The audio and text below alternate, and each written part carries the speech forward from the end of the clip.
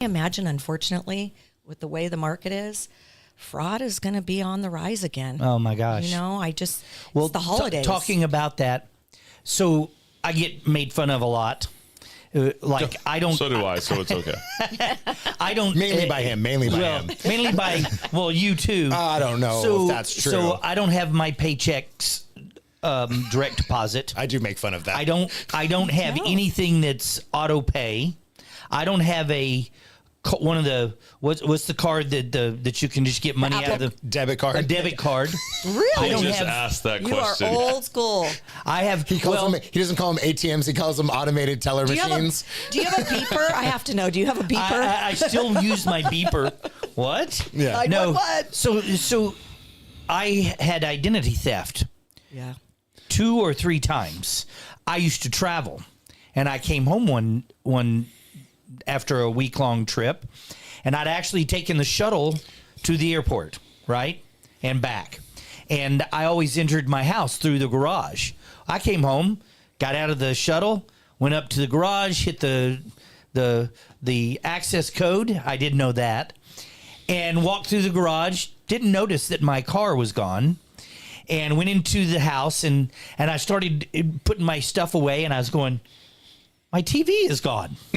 I started looking around. I'm going, wait a minute. And I opened the door to the garage, and I was going, my car is gone. Oh, so boy. They had spent 2 or 3 days at my house and had gone through all of my finances. They had taken my checkbook, and instead of taking the checkbook, they took like every 5th check. So that you wouldn't. When I made the first initial police report, they asked me, "Well, is your check report here or your checkbook here?" And yep, it's here. So that wasn't part of the initial report. So there was all sorts of things. Literally, I chased that for 2 or 3 years because they had my social security number. They had everything. They had access to my bank accounts. It was horrible. So I am seriously locked down. I'm opt out of everything. There's no access to my credit. It's got all of the credit. How do you qualify? Well, I haven't bought a house in how long have I been? 14 years. Okay. And so I had to unlock everything, run the credit report. Right. So are there? And I say this because I've gotten used to this. I still write a check for my SMUD bill or whatever the case is. I'm okay with it. I still like to go to the bank and cash my check. Are there systems that your company has or out there that you know of for when someone has gotten into a identity theft issue? Well, we have a fraud product that we offer. It's we call it 𝐓𝐡. So it's our fraud investigation tool.